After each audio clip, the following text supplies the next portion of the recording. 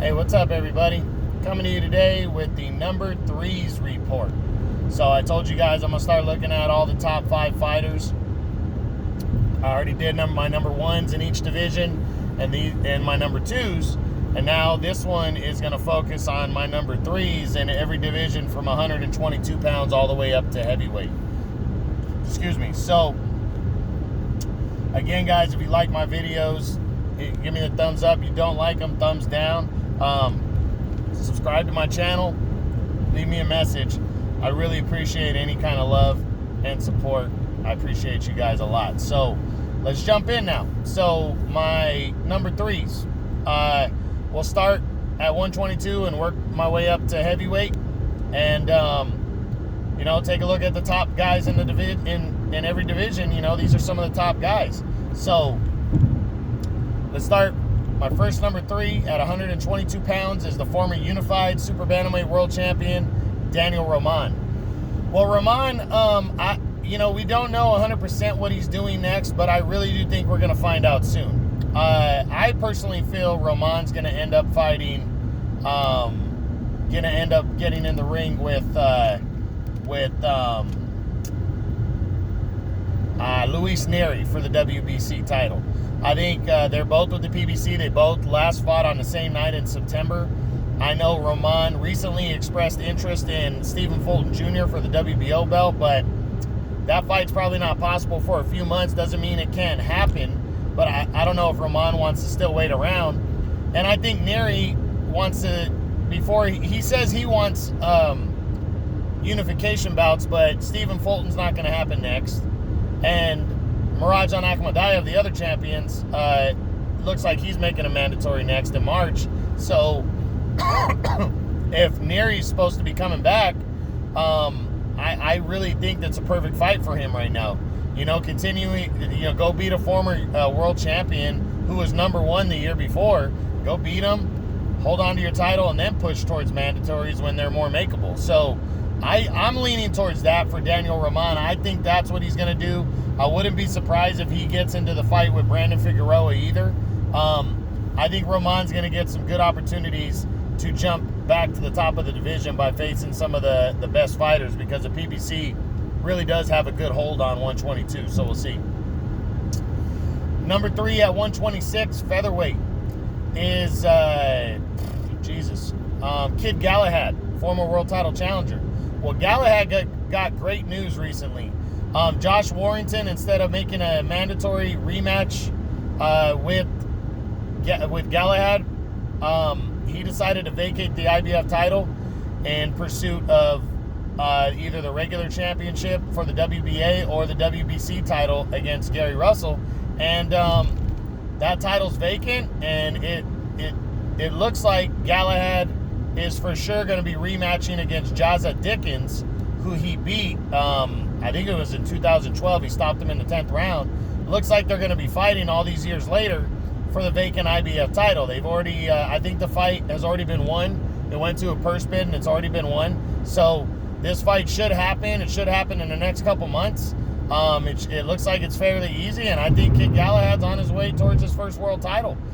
So big developments right there, and I can't wait to see Galahad and Dickens get in the ring for the title.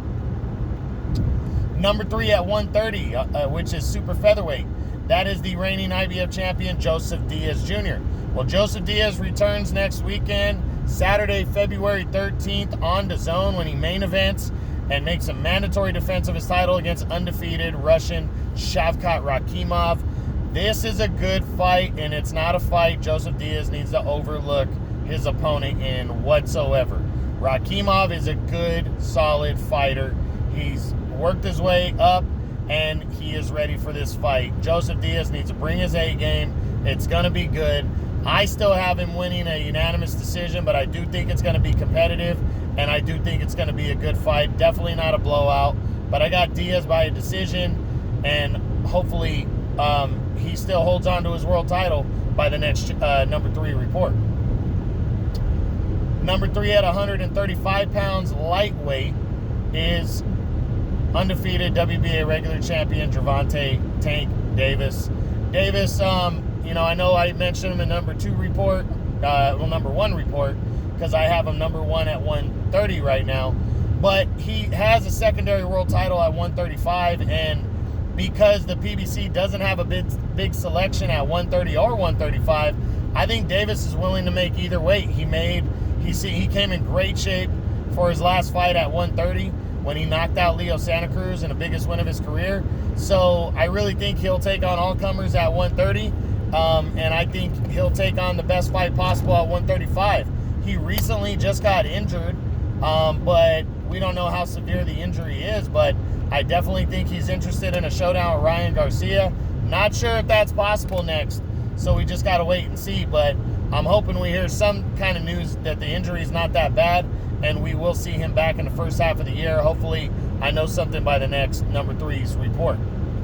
The number 3 fighter at 140 pounds, junior welterweight, I got that as the former champion, Regis Prograis. Prograis is calling everybody out. He's calling Adrian Broner out. He's calling everybody out. Excuse me. Trying to get in line for a big fight.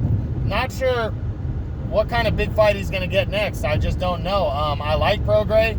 I want to see him fight the best, but guys aren't really lining up to fight him. So I think he needs to, if he wants to secure a world title shot, he needs to fight in some kind of an eliminator. Take somebody on. I know they said WBA regular champion Mario Barrios was interested. Prograis needs to fight the first half of the year, plain and simple. He needs to fight somebody. He needs to stay busy and get his ass back in the ring. That way he can call out the winner of Ramirez and Taylor, who fight in May. But he really needs to make a move if he wants to try to get that fight or another big fight prior to moving to 147. So we'll see. Again, hopefully we hear more news on him by the March report.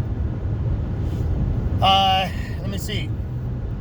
Next, number 3 at 147 pounds, welterweight, is the now former WBA super champion, the Pac-Man Manny Pacquiao. Well, Pacquiao has been declared the champion of recess, as the WBA upgraded Yordenis Ugas to super champion. So basically, Pacquiao can go fight for that title whenever he wants, when he comes back, if he wants. It moves ahead of any mandatory fights. Pacquiao's just stalling it out, though. It's been, a year and a half since he fought, so if he does not have his next fight scheduled, or we don't at least have some kind of idea, I'm probably going to drop him out of my top 10 by the March report. I like Pacquiao. I like Pacquiao a lot. 42 years old, and he can still compete with the best and beat most of them. But he needs to get his next fight signed. I still hope that Pacquiao is looking at a Mikey Garcia fight. I think that's a good one, especially for him to come back into. But we just got to wait and see, Pacquiao is, we really don't know what he's going to do. We don't know if he's interested in Errol Spence. We don't know who he's interested in, but I would really like to see him come back against Mikey Garcia. So hopefully we hear something by the March report. 154, number 3, WBA regular champion, Erislandy Lara. Still don't know. I still want to believe that he's the front runner to land the Jermell Charlo fight, but at this point we really don't know. I think after Brian Castano and Patrick Teixeira fight on February 13th, we're going to get some clearer answers on what Charlo's going to do, and then everything else falls into place, because I really believe Charlo might have his goals set on Undisputed, but the only way he can grab Undisputed against the winner of Castano and Teixeira, especially if it's Castano. If Castano wins, the WBO belt comes to the PBC, and then all 4 major titles are controlled by the PBC.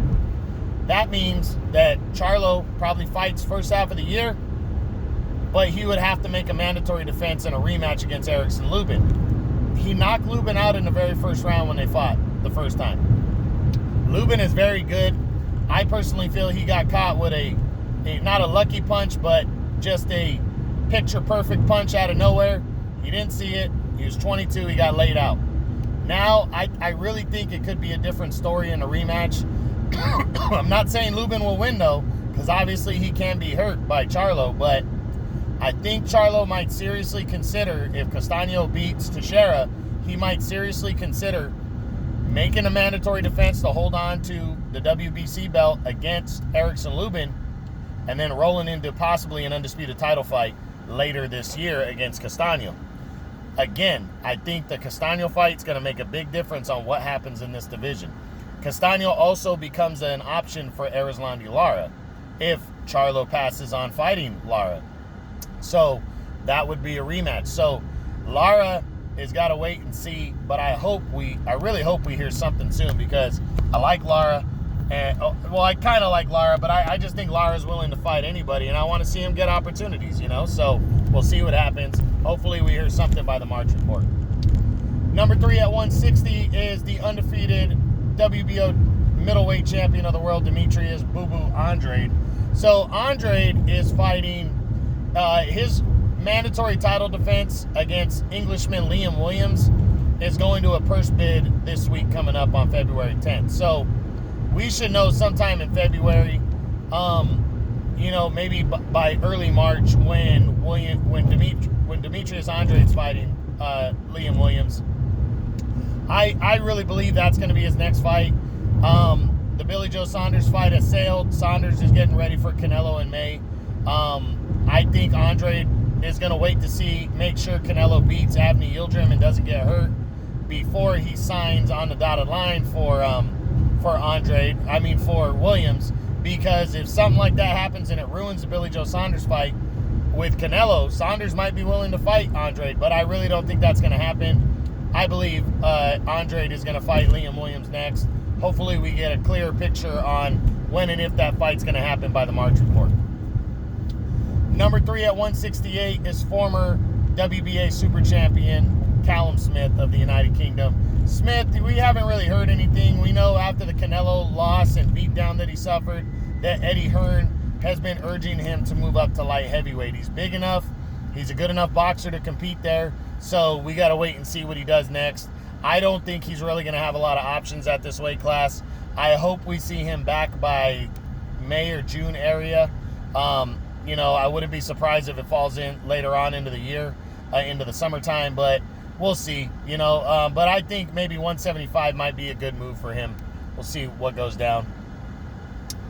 Number 3 at 200 pounds cruiserweight is Ilunga Makabu, the reigning WBC champion. Well, what we know about Makabu is that he's going to make a mandatory defense next, but the problem is he has 2 mandatories due. He has the first of the 2 is a showdown with they're both rematches. I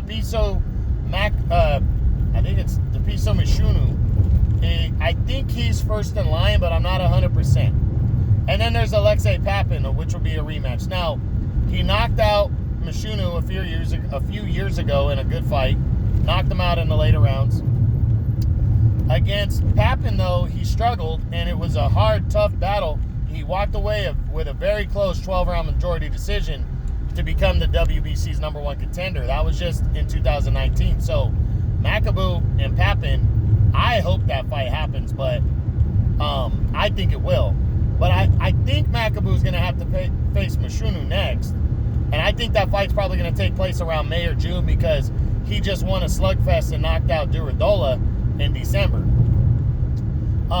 So I think he's going to fight Mishunu in like May or June, get him out of the way, and then it's probably Papin. But I'm not sure if Papin goes first or what the situation is. I'm still waiting to hear them order that fight. I think it's going to happen soon, so hopefully we know by the March report. And then, finally, the number 3 heavyweight in the world right now is the former longtime WBC heavyweight champion, Deontay Wilder, the Bronze Bomber. Wilder, we haven't heard exactly what he's doing next, but I think Wilder's itching to get back in the ring, and I really do hope we see him back in the ring in the next couple months. I think once the Tyson Fury-Anthony Joshua fight is finalized, I think we're going to see Wilder make his decision on what he wants to do. I don't think he's going to fight anybody big in the first half of the year. I just think he needs to come back and get a win. My boy Von Blue mentioned possibility of him and Charles Martin. I think that's a very winnable, easy kind of guy to throw against him. You know, if he wants to solidify the WBC's top spot and fight somebody else, I wouldn't have a problem with that either. But Wilder, you know, he's going to have options. I think he's loading up for one of two options in the second half of the year, especially if Fury and Joshua fight again. I think he's loading up for a possible showdown with the winner of the rematch between Povetkin and Dillian White, or he's loading up for a showdown with Andy Ruiz Jr. I think that's really possible for this year because it's a big fight and it would be on likely be on pay-per-view. So I think it's going to be one of those two. We'll see what happens, but that's the number 3's report for all the fighters from 122 to heavyweight. So that's it, guys. Like my page. Don't like it. Subscribe to my channel. Any kind of love I appreciate, and I hope you guys enjoyed the video. True Boxing, you've been hit with the truth.